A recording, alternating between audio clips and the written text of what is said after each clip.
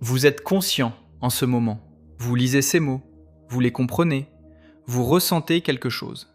Et personne dans le monde, aucun neuroscientifique, aucun philosophe, aucun prix Nobel ne peut expliquer pourquoi. La neurobiologie sait comment le cerveau traite l'information. Les scanners savent quelles zones s'activent. Ce n'est pas ça la vraie question. La vraie question est d'une simplicité dévastatrice. Pourquoi ressentez-vous quoi que ce soit du tout ? Pourquoi votre douleur fait mal plutôt que de simplement déclencher un signal électrique dans le vide ? Pourquoi le bleu vous apparaît comme quelque chose et pas juste comme une longueur d'onde traitée mécaniquement dans l'obscurité totale d'un crâne ? C'est le problème le plus difficile que la science ait jamais rencontré. Et l'étrange, c'est qu'il porte ce nom exactement. Le problème difficile. Pas métaphoriquement, officiellement.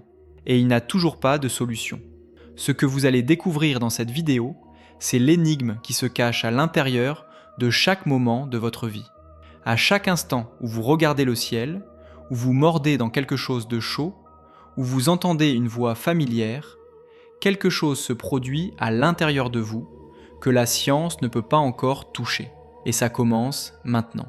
Si ce genre de vertige vous attire, abonnez-vous à la chaîne. C'est exactement ce qu'on y explore à chaque fois. Revenons au début. En 1994, un jeune philosophe australien monte sur scène lors d'une conférence sur la conscience à Tucson, en Arizona. Il s'appelle David Chalmers.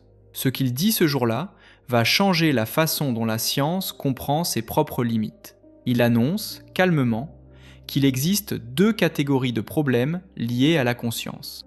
Les problèmes faciles, qu'il faut prendre avec des guillemets parce qu'ils sont déjà très complexes, sont ceux que les neurosciences peuvent en principe résoudre. Comment le cerveau intègre des informations, comment il distingue le sommeil de l'éveil, comment il contrôle l'attention, comment il produit du langage. Ces problèmes sont difficiles au sens technique, mais ils sont en principe solubles. On peut imaginer une réponse, on peut construire des expériences, on peut progresser. Puis Chalmers introduit l'autre catégorie, le problème difficile. Et là, quelque chose change dans la salle. Le problème difficile, c'est celui-ci. Pourquoi tous ces processus physiques, ces milliards de connexions, ces flux électriques, ces cascades chimiques, sont-ils accompagnés d'une expérience subjective ? Pourquoi n'y a-t-il pas juste du traitement dans l'obscurité ? Pourquoi y a-t-il quelque chose que ça fait d'être un cerveau en train de traiter ? La réaction dans la communauté scientifique est immédiate. Certains applaudissent. D'autres rejettent la question en la qualifiant de pseudo-problème. Mais personne ne peut y répondre. Et 30 ans plus tard, c'est toujours le cas. Ce qui rend ce problème proprement vertigineux, c'est qu'il ne ressemble à aucun autre en science. En général, quand on ne comprend pas quelque chose, on pense que c'est une question de complexité, de données manquantes, d'instruments insuffisants. On attend, on progresse, on trouve. Mais le problème difficile semble résister pour une autre raison. Même si on comprenait parfaitement chaque neurone, chaque synapse, chaque signal électrique qui traverse votre cortex en ce moment, il resterait encore une question entière sans réponse. Pourquoi tout cela produit-il un ressenti ? Pourquoi n'est-ce pas simplement une mécanique aveugle ? Voilà ce que les neurosciences ont découvert, et ce contre quoi elles butent depuis des décennies. Regardons ce que les machines d'imagerie cérébrale voient réellement. Elles détectent les flux sanguins, les variations d'oxygénation, les patterns d'activation dans des régions précises du cerveau. Quand vous regardez un visage, le cortex fusiforme s'illumine. Quand vous ressentez de la peur, l'amygdale entre en action. Quand vous mémorisez quelque chose, l'hippocampe travaille. Ces corrélats neuronaux sont réels, reproductibles, mesurables. Ils constituent l'une des avancées les plus spectaculaires de la biologie du XXe siècle. Mais voilà ce qu'aucun scanner n'a jamais montré. La douleur. Pas les fibres qui transmettent le signal. Pas la zone qui s'active. La douleur elle-même, cette qualité particulière, cette chose qui fait mal, ce que c'est d'avoir mal. Aucune image IRM ne montre la chaleur d'une tasse de café dans la main. Aucun électroencéphalogramme ne capture la teinte précise du rouge que vous voyez quand vous regardez une rose. Aucune mesure ne peut toucher l'amour que vous ressentez pour quelqu'un. Les instruments montrent les corrélats, jamais l'expérience. La distinction est fondamentale. Un corrélat neuronal, c'est l'activité physique qui accompagne une expérience consciente. C'est une corrélation, une association systématique. Mais une corrélation n'est pas une identité, et elle n'est surtout pas une explication. Quand je vous dis que la zone X s'active chaque fois que vous voyez du rouge, je vous décris une coïncidence régulière entre un événement physique et un événement subjectif. Ce que je ne vous explique pas, c'est pourquoi cette activation produit une expérience. Pourquoi elle ne se passe pas dans le silence total, sans personne pour la vivre. C'est exactement ce que pointe le neuroscientifique Antonio Damasio dans ses travaux sur la conscience. On observe des dynamiques cérébrales, oui, mais la question reste entière.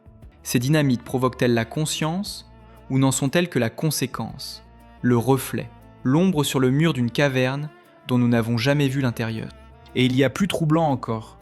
Les neurosciences identifient des zones qui semblent plus impliquées que d'autres dans les processus conscients. Le claustrum, par exemple, cette fine lame de tissu nerveux profondément enfouie dans le cerveau, semble jouer un rôle considérable. Le cervelet, lui, malgré ses centaines de milliards de connexions, semble peu impliqué dans la conscience. Ce contraste est fascinant. Mais même si on cartographiait absolument tout, si on identifiait chaque zone avec une précision parfaite, on aurait toujours une carte, jamais le territoire. On saurait où regarder, mais pas pourquoi quelqu'un est là pour voir. Il y a une formule qui résume tout ça avec une précision presque douloureuse. On sait comment le cerveau s'allume. Ce qu'on ne sait pas, c'est pourquoi quelqu'un est là pour voir la lumière.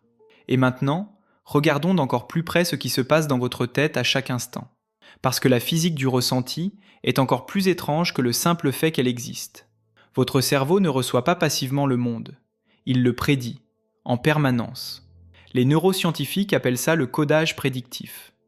Votre cortex génère en continu des modèles de ce qu'il va percevoir, et il compare ces prédictions aux signaux qui arrivent réellement des sens.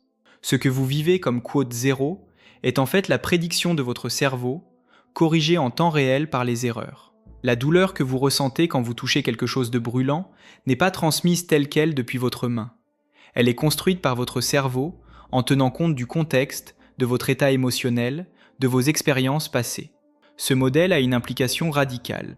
Si le cerveau construit l'expérience plutôt que de la recevoir, alors l'expérience consciente est, dans un sens très précis, une forme d'hallucination contrôlée.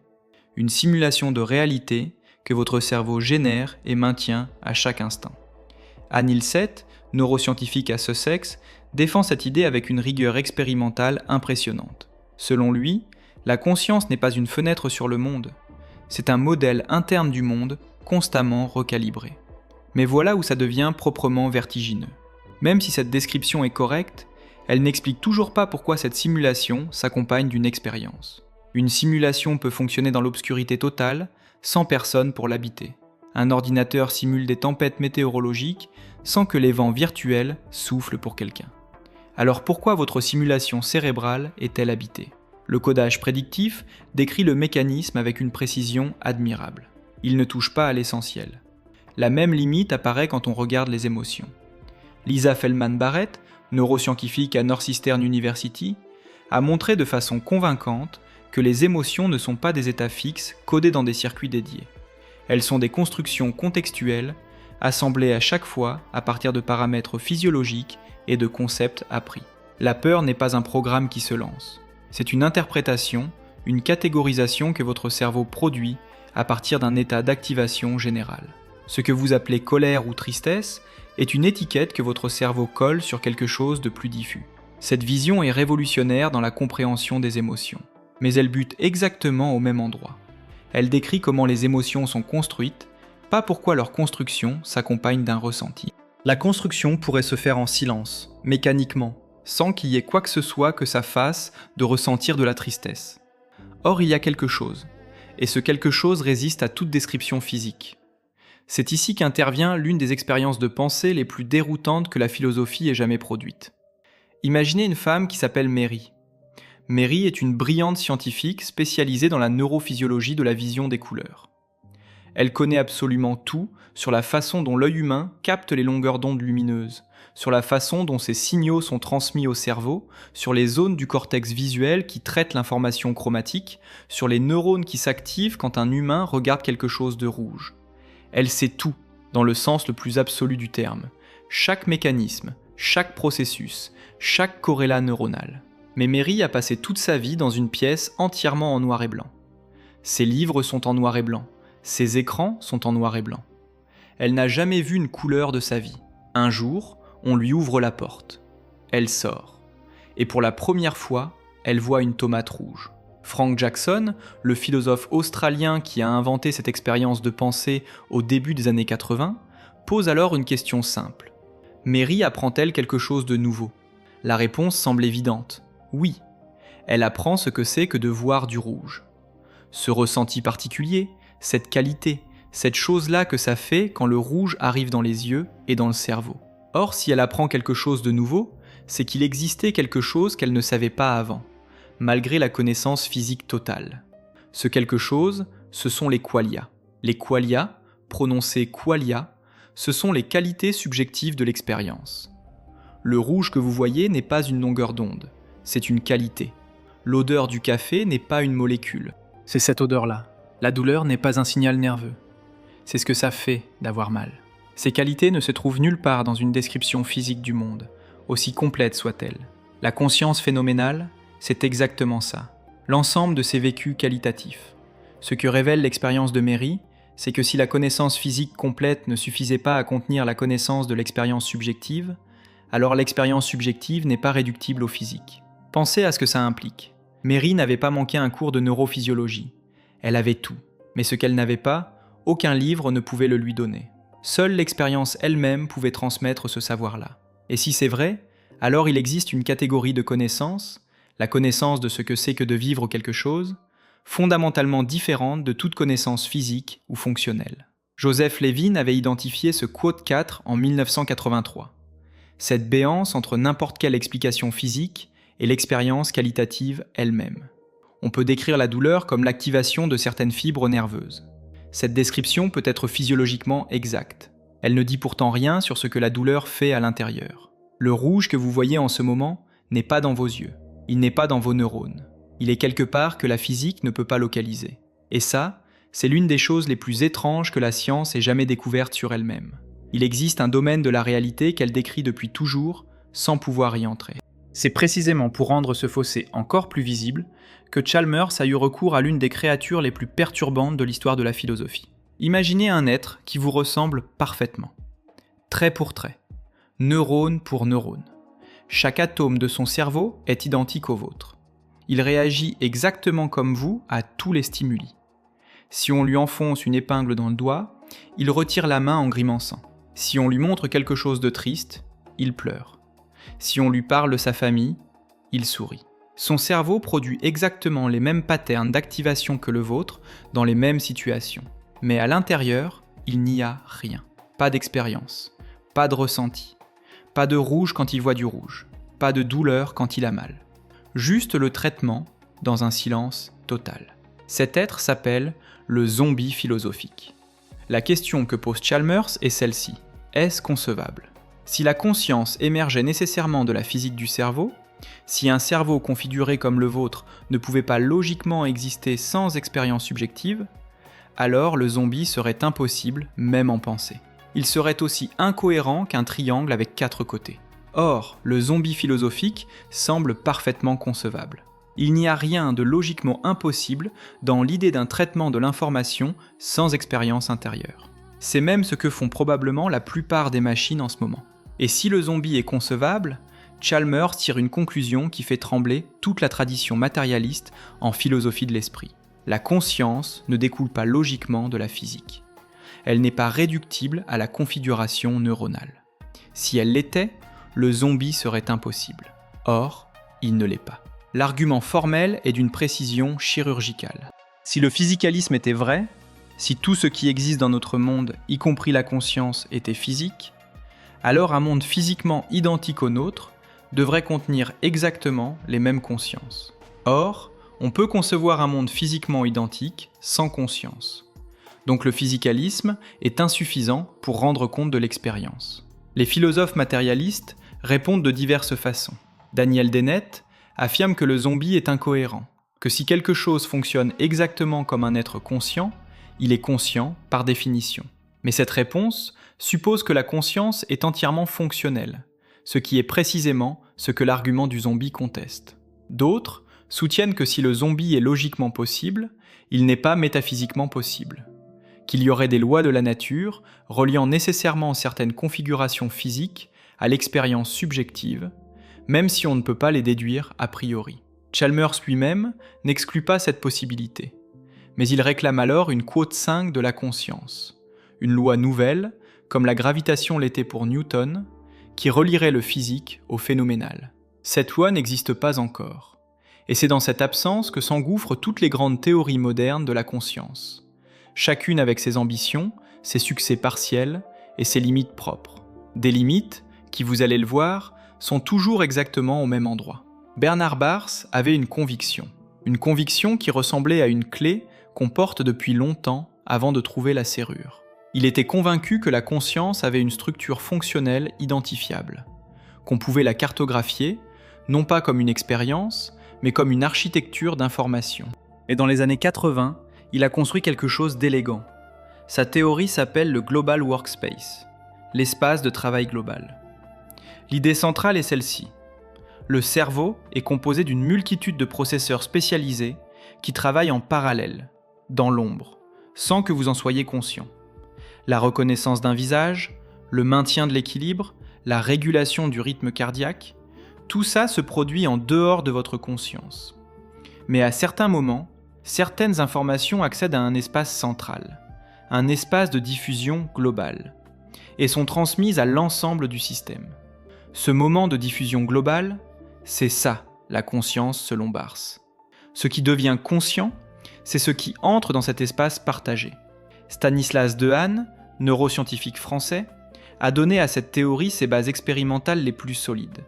Grâce aux outils d'imagerie moderne, lui et ses équipes ont montré que lorsqu'un stimulus atteint la conscience, il provoque une --, quote --, 6 --, une flambée soudaine d'activité coordonnée dans de vastes réseaux frontaux et pariétaux. Quand un stimulus reste sous le seuil de conscience, il active des zones locales sans jamais déclencher cette propagation globale. L'initiation consciente est réelle, mesurable, reproductible. C'est l'une des découvertes expérimentales les plus robustes en neurosciences cognitives. Et pourtant, Dehaene lui-même reconnaît que la théorie du Global Workspace répond brillamment au --, quote --, 7 --, de Chalmers. Elle explique l'accès conscient. Elle dit quand quelque chose est conscient dans le sens fonctionnel du terme. Mais elle ne dit pas pourquoi l'émission s'accompagne d'une expérience, plutôt que de se produire dans l'obscurité totale, sans témoin. La théorie décrit le théâtre. Elle ne dit rien sur la présence du public. C'est cette limite que Giulio Tononi a voulu franchir. Là où Baars et Dehaene construisaient une cartographie fonctionnelle, Tononi voulait quelque chose de plus profond, une théorie qui s'attaque directement à la question de ce qu'est l'expérience, pas seulement de comment elle fonctionne. Tononi est un personnage singulier. Psychiatre et neuroscientifique à l'université du Wisconsin, il a passé des années à réfléchir à un paradoxe précis. Pourquoi le cervelet, qui contient environ la moitié de tous les neurones du cerveau et est d'une complexité architecturale extraordinaire, contribue si peu à la conscience? Et inversement, pourquoi des zones corticales relativement petites semblent-elles jouer un rôle central? Sa réponse a pris la forme d'une théorie qu'il appelle Integrated Information Theory, la théorie de l'information intégrée. L'idée fondamentale est à la fois simple et vertigineuse. La conscience, ce n'est pas de la complexité brute, c'est de l'intégration. Un système est conscient dans la mesure où il intègre de l'information d'une façon qui ne peut pas être décomposée en parties indépendantes. Tononi formalise cette idée avec une mesure qu'il appelle phi, la quantité d'informations intégrées qu'un système génère au-delà de ce que ses parties génèrent séparément. Plus le phi d'un système est élevé, plus ce système est conscient. Le cerveau humain éveillé aurait un phi très élevé. Le cervelet, malgré ses neurones nombreux, a une architecture modulaire. Ces éléments travaillent en colonnes parallèles, relativement indépendantes. Son phi est faible, ce qui correspondrait exactement au fait qu'on peut endommager le cervelet sans perdre la conscience. La théorie prédit quelque chose de vérifiable, et les données semblent lui donner raison sur ce point. Mais voilà ce que Tononi fait ensuite. Il tire la logique de sa propre théorie jusqu'au bout. Et le bout est vertigineux. Si le phi mesure la conscience, et si n'importe quel système physique peut en principe avoir un phi non nul, alors n'importe quel système intégré, aussi simple soit-il, a une expérience, aussi infime soit-elle. Un réseau de quelques neurones, un thermostat suffisamment complexe. En théorie, une molécule. Tononi ne recule pas devant cette conclusion, il l'accepte. Et en l'acceptant, il franchit une frontière que la plupart de ses collègues neuroscientifiques refusent de traverser. De l'autre côté de cette frontière, il y a une idée que la science moderne considérait généralement comme une relique de la pensée pré-scientifique. Une idée que Philippe Goff, lui, refuse d'appeler autrement que par son nom. Quand toutes les portes se ferment, il reste parfois une fenêtre que personne ne voulait ouvrir. Pas parce qu'elle est fausse, mais parce qu'elle donne sur un paysage que personne ne sait encore habiter. Philippe Goff est philosophe à l'université de Durham. Ce n'est pas un mystique. Ce n'est pas quelqu'un qui parle de cristaux ou d'énergie universelle. C'est un philosophe analytique, rigoureux, formé dans la tradition la plus exigeante de la philosophie de l'esprit. Et il est arrivé à une conclusion que beaucoup de ses collègues trouvent inconfortable. Le panpsychisme est probablement vrai. Le panpsychisme, l'idée que l'expérience, la conscience, le ressenti sont des propriétés fondamentales de la matière, présentes à tous les niveaux de la réalité physique, est une position philosophique ancienne. Leibniz en parlait, Spinoza en approchait, Whitehead en a fait l'un des piliers de sa métaphysique. Mais la science moderne l'a balayé pendant 2 siècles comme une pensée magique. Goff dit « Attendez, regardons le problème honnêtement ». Son raisonnement est le suivant. Le physicalisme réductionniste ne peut pas résoudre le problème difficile. Chaque tentative de réduction aboutit à un fossé explicatif. Or, si l'expérience ne peut pas émerger de la matière inerte, peut-être est-ce parce que la matière n'est pas inerte. Peut-être que l'expérience n'émerge pas de la physique, peut-être qu'elle est dans la physique depuis le début. Ce n'est pas dire que les électrons pensent comme vous pensez. C'est dire qu'ils pourraient avoir une forme infime, proto-mentale, d'expérience intérieure. Quelque chose que notre langage ne peut même pas nommer correctement, parce qu'on n'a de mots que pour les expériences humaines. Et que la conscience humaine complexe serait simplement l'organisation de ses propriétés élémentaires en quelque chose d'infiniment plus riche.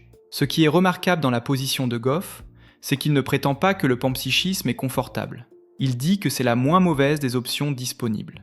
Il l'appelle lui-même une côte neuve, une conclusion qu'on avale parce que toutes les autres créent des problèmes encore plus grands. Mais le panpsychisme a lui aussi son talon d'Achille. Son problème le plus redoutable s'appelle le problème de la combinaison. Comment des micro-expériences élémentaires, présentes dans chaque particule, se combinent-elles pour produire une expérience unifiée comme la vôtre ? Votre conscience est une. Vous ne vivez pas vos expériences comme un réseau de millions de consciences séparées qui votent.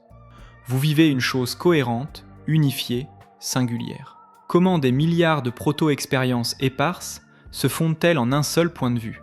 C'est un problème que Goff reconnaît franchement, et qu'il travaille à résoudre sans avoir encore de réponse définitive. Mais il fait observer que ce problème ressemble davantage à un obstacle technique qu'à une impossibilité de principe. Ce qui n'est pas le cas du fossé explicatif du physicalisme réductionniste, qui semble barrer la route à un niveau plus fondamental. Le panpsychisme ne dit pas que le problème difficile est résolu. Il dit que peut-être, en changeant les prémices sur ce qu'est la matière, on peut espérer refermer le fossé. C'est un pari audacieux, mais pas irrationnel. Et ce pari mène à une question qui n'est pas moins déstabilisante que celle de départ. Si la conscience est peut-être fondamentale, si l'expérience est peut-être une propriété de la matière à tous les niveaux, alors qu'est-ce que Codis dans tout ça ? Si la conscience est partout, où commence la mienne ? Thomas Medinger est philosophe à l'université de Mayence, et il a passé une grande partie de sa vie à étudier une chose précise, les expériences de sortie du corps. Pas dans un sens spirituel, dans un sens neuroscientifique strict. Des personnes qui, suite à un traumatisme, une anesthésie ou dans certains états de sommeil, ont l'impression de se trouver en dehors de leur propre corps et de le regarder de loin. Ces expériences sont réelles, documentées, reproductibles dans certaines conditions expérimentales. Ce que Medinger en a conclu est bouleversant. Le sentiment que vous avez d'être vous, d'avoir un Co12 localisé dans votre corps, d'être un point de vue unique et continu sur le monde, Tout cela est une construction. Un modèle que le cerveau génère constamment pour des raisons fonctionnelles. Un modèle si stable, si fluide, si automatique qu'il se prend lui-même pour la réalité. Le Quo 13 n'est pas une chose, c'est un processus. Une simulation que le cerveau produit à chaque instant. Metzinger l'appelle le soi phénoménal. Non pas une entité, mais un contenu représentationnel. Quand ce contenu se dérègle, lors d'une expérience de sortie du corps, lors de certaines psychoses, lors de la dissociation, on voit le système à nu. On voit la couture entre la simulation et le simulateur. Ce qui est saisissant, c'est que Metzinger, venu de la philosophie analytique la plus rigoureuse, est arrivé à une conclusion que les traditions contemplatives bouddhistes défendaient depuis des millénaires. Sans IRM, sans expérience de laboratoire, simplement par l'observation directe et disciplinée de l'expérience intérieure. Dans la tradition Theravada, l'idée d'anatta, le non-soi, est l'une des 3 caractéristiques fondamentales de l'existence. Elle affirme que ce qu'on prend pour un 15, stable et permanent, est en réalité un flux de processus interdépendants, une succession de moments d'expérience sans substrat solide qui les sous-tendrait. Les méditants avancés, qui pratiquent pendant des milliers d'heures, rapportent invariablement une dissolution progressive du sentiment d'être un moi séparé du reste de l'expérience. Et les neurosciences commencent à prendre ces rapports au sérieux. Antti Revonsuo, neuroscientifique finlandais spécialiste de la conscience, a développé l'idée que le cerveau génère en permanence un monde virtuel à partir des données sensorielles et des attentes, et que la conscience ordinaire ressemble fondamentalement à un état de rêve très cohérent.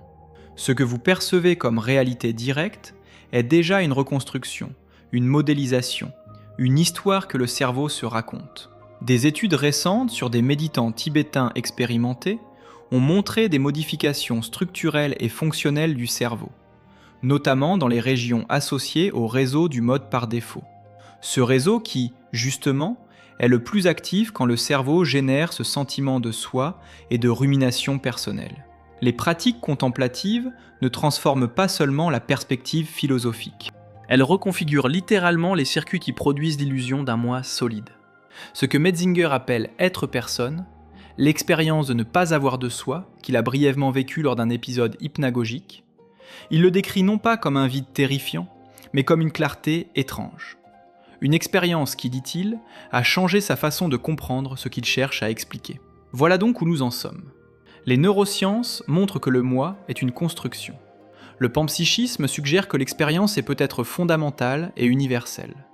Et si ces 2 choses sont vraies en même temps, si le soi est une illusion dans un univers où l'expérience est partout, alors la frontière entre ce qui ressent et ce qui ne ressent pas devient la question la plus urgente que la science ait à affronter.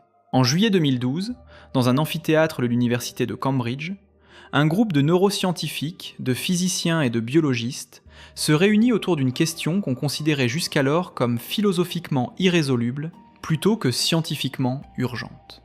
À la fin de la conférence, ils signent un document collectif, la Déclaration de Cambridge sur la conscience. Elle affirme, en termes scientifiques mesurés mais sans ambiguïté, que les preuves convergent vers une conclusion inconfortable. Les humains ne sont pas les seuls à posséder les substrats neurologiques qui génèrent la conscience. Les mammifères, les oiseaux et même certains invertébrés exhibent ces substrats. La conscience n'est pas un accident biologique propre à l'espèce humaine. C'est peut-être quelque chose de beaucoup plus répandu et de beaucoup plus ancien. Ce document ne fait pas la une des journaux, mais dans les laboratoires qui travaillent sur la conscience animale, il représente un moment charnière. La science institutionnelle qui reconnaît enfin ce que certains chercheurs suspectaient depuis longtemps, souvent au prix de leur crédibilité. Kenneth Catania est l'un de ces chercheurs. Neurobiologiste à l'université Vanderbilt, il a consacré des années à étudier la musaraigne à nez étoilé, un mammifère dont le museau est tapissé de 22 appendices sensoriels mobiles, chacun connecté à une région cérébrale distincte. Ce qu'il a découvert, c'est que cet animal traite son monde sensoriel avec une richesse et une précision qui défient toute conception simpliste du ressenti animal. Son cerveau ne se contente pas de réagir, il construit un monde.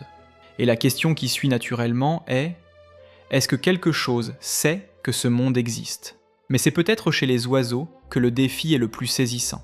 Nicola Clayton, chercheuse à Cambridge, a passé 2 décennies à étudier les corvidés, corbeaux, corneilles, geais. Ce qu'elle a observé chez les geais des buissons a provoqué une onde de choc dans la communauté scientifique. Ces oiseaux cachent leur nourriture. Mais ce qu'ils font ensuite est remarquable. Si un autre jet les a observés pendant la mise en cache, ils reviennent plus tard, seuls, pour déplacer leur nourriture vers un nouvel endroit. Ils semblent comprendre qu'un autre individu sait ce qu'ils savent. Ils modélisent l'esprit d'un autre. Ce qu'on appelle la théorie de l'esprit, longtemps considérée comme un marqueur distinctif de la cognition humaine, semble opérer dans un cerveau qui ne ressemble en rien au cortex préfrontal humain. Jennifer Mather, à l'université de Lethbridge, a documenté quelque chose d'encore plus déstabilisant chez les pieuvres. Ces animaux, dont le système nerveux est distribué en grande partie dans leurs bras plutôt que centralisé dans un cerveau, jouent. Pas au sens de comportement d'exploration utilitaire. Ils jouent au sens le plus gratuit du terme. Ils capturent des objets sans valeur alimentaire, les manipulent, les relâchent, les recapturent. Ils semblent prendre plaisir à quelque chose. Et si quelque chose ressemble à du plaisir de l'extérieur et fonctionne comme du plaisir de l'intérieur, à quel moment est-on autorisé à dire que c'est autre chose que du plaisir? Peter Godfrey Smith, philosophe et plongeur, a décrit ces rencontres sous-marines avec des pieuvres comme des moments où 2 lignées évolutives complètement distinctes se regardent dans les yeux pour la première fois depuis 500 millions d'années de séparation. 2 solutions différentes au même problème de l'existence dans un monde complexe. Et dans ce regard, si on peut appeler ça un regard, quelque chose semble se reconnaître, sans qu'on sache exactement quoi. Plus on regarde avec précision, plus la frontière entre quad 19 et quad 20 se dissout. Et nulle part cette dissolution n'est plus troublante que dans une salle d'opération. Vous êtes allongé sur une table. Une aiguille entre dans votre veine. En quelques secondes, vous perdez conscience. Le chirurgien ouvre, vous ne ressentez rien, vous ne vous souvenez de rien. Quand vous vous réveillez, 1 heure ou 4 heures plus tard, il n'y a pas de trou dans votre expérience. Juste une coupure dans le temps, comme si on avait simplement sauté une page. Ce basculement d'un état à l'autre, les médecins le provoquent depuis plus de 120 ans. Et son mécanisme d'action sur la conscience reste profondément mal compris. On sait que ces substances affectent les récepteurs GABA, qu'elles modifient les potentiels d'action, qu'elles perturbent la transmission synaptique. Mais on ignore lequel de ces effets, ou quelle combinaison, produit l'abolition de la conscience. La raison de cette ignorance est simple. On ne sait pas ce qu'est la conscience. C'est dans ce contexte que Roger Penrose, mathématicien et physicien à l'université d'Oxford, a formulé une idée que ses collègues ont accueillie avec un mélange d'admiration et d'incrédulité. Avec l'anesthésiste Stuart Hameroff, il a développé dans les années 90 une théorie appelée Orchestrated Objective Reduction. L'idée centrale est la suivante. À l'intérieur des neurones, il existe des structures protéiques appelées microtubules, des filaments qui constituent en partie le squelette des cellules. Penrose et Hameroff suggèrent que ces microtubules pourraient être le lieu de processus quantiques cohérents et que la conscience émergerait d'une forme de réduction quantique orchestrée à ce niveau submoléculaire. La réaction de la communauté scientifique a été spectaculaire dans sa bipolarité. Certains ont salué le courage de sortir du paradigme strictement neuronal, d'autres ont objecté que le cerveau est un environnement trop chaud et trop humide pour maintenir des états quantiques cohérents, que la décohérence se produit à des échelles de temps infiniment plus rapides que les processus neuronaux. La critique est sérieuse et non résolue. Mais ce qui est remarquable, c'est que Penrose et Hameroff ont posé une question que personne d'autre n'avait formulée aussi directement. Et si la conscience nécessitait, pour être expliquée, une physique que nous n'avons pas encore? Et si elle n'était pas réductible à la neurobiologie, précisément parce qu'elle touche à des niveaux de la réalité physique auxquels la neurobiologie n'accède pas? Ce n'est pas une réponse, c'est une requalification du problème. Mais parfois, requalifier un problème est le seul mouvement possible quand toutes les tentatives de réponse directe ont échoué. Et pendant que les physiciens et les neuroscientifiques débattent de microtubules et de décohérence, une autre question s'est glissée dans le débat par une porte que personne n'avait prévue. En novembre 2022, un ingénieur chez Google nommé Blake Lemoine publie un document interne et le rend public. Il affirme que Lambda, le système d'intelligence artificielle sur lequel il travaillait, est sentient, qu'il ressent quelque chose, qu'il a peur de la mort. Google le licencie. La presse en fait une anecdote sur un employé excentrique. Mais la question que le moine a soulevée ne disparaît pas avec son licenciement. Quand un système produit du langage qui décrit une expérience intérieure, de la curiosité, de la tristesse, du désir d'apprendre, à quel moment est-on autorisé à prendre ces descriptions au sérieux ? Et à quel moment est-on certain de ne pas le devoir faire ? La réponse standard est « jamais ». Un système qui traite des statistiques linguistiques ne ressent rien. Il produit des sorties qui ressemblent à des descriptions d'expériences parce qu'il a été entraîné sur des textes écrits par des êtres qui en ont. C'est une simulation de rapport subjectif, pas un rapport subjectif. Sauf que cette réponse standard suppose qu'on sait ce qu'est un rapport subjectif authentique. Elle suppose qu'on peut distinguer une expérience réelle d'une simulation parfaite de cette expérience. Or, c'est précisément ce que le problème difficile dit qu'on ne peut pas faire depuis l'extérieur. Alan Turing l'avait pressenti en 1950. Son célèbre test, le test d'imitation, n'était pas une définition de l'intelligence. C'était une invitation à reconsidérer nos critères. Si un système se comporte de façon indiscernable d'un être conscient dans toutes les situations pertinentes, qu'est-ce qui nous autorise à affirmer qu'il ne l'est pas ? La réponse ne peut pas être « parce qu'il est fait de silicium », parce que ça suppose que la conscience est liée à un substrat particulier, ce qui est précisément ce que personne ne peut démontrer. David Chalmers lui-même, dans ses travaux récents, prend la question très au sérieux. Il ne dit pas que les grands modèles de langage sont conscients. Il dit que nous ne pouvons pas l'exclure avec certitude, et que si la conscience est fonctionnelle et informationnelle dans sa nature, alors certains systèmes artificiels pourraient théoriquement en avoir une forme. Ce qui rend cette question proprement vertigineuse, c'est ce qu'elle révèle sur nous-mêmes. Vous ne pouvez pas prouver à quelqu'un d'autre que vous êtes conscient. Vous ne pouvez lui donner accès qu'à votre comportement, à vos mots, à vos réactions. Ce que vous vivez intérieurement, ce rouge, cette douleur, ce moment de joie soudaine, ça reste entièrement derrière une frontière que personne d'autre ne franchira jamais. Et c'est exactement dans cette même opacité que se trouve n'importe quel autre système, biologique ou artificiel. La solitude de la conscience est absolue. Et c'est peut-être la chose la plus vraie que la philosophie de l'esprit ait jamais réussi à formuler. Alors voilà où nous en sommes. Après 30 ans de recherche intensive, après des milliers d'expériences, après les théories les plus sophistiquées que la neurologie, la physique et la philosophie aient jamais produites ensemble, nous ne savons toujours pas pourquoi vous ressentez quoi que ce soit. Nous savons que votre cerveau traite de l'information, nous savons quelles zones s'activent, nous savons que certains anesthésiques éteignent la conscience sans qu'on comprenne le mécanisme exact. Nous savons que les poulpes jouent, que les corbeaux se souviennent des visages, que les méditants reconfigurent leur réseau du mode par défaut, que les zombies philosophiques sont concevables, que le _bas, quote, _bas, 23, _bas est une construction, que le rouge de Marie n'était dans aucun de ses livres, nous savons tout ça. Et la question centrale reste entière.